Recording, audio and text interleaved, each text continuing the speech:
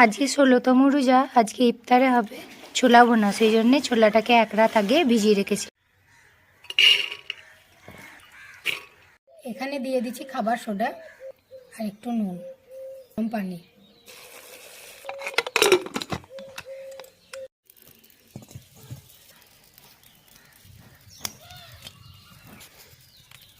এরপরে দিয়ে দিচ্ছি পেঁয়াজ, কাঁচা লঙ্কা।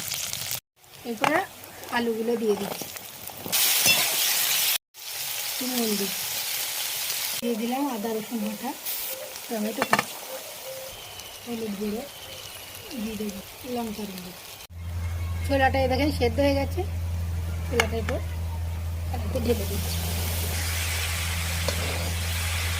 আমরা তেলে যেরকম ছোলা ভাজা খাই, ছোলাটা একটু চেটচেটে হয়, ভাবতে পারি না কি দিয়ে, এরকম করে একটু গমের আটা দেবেন,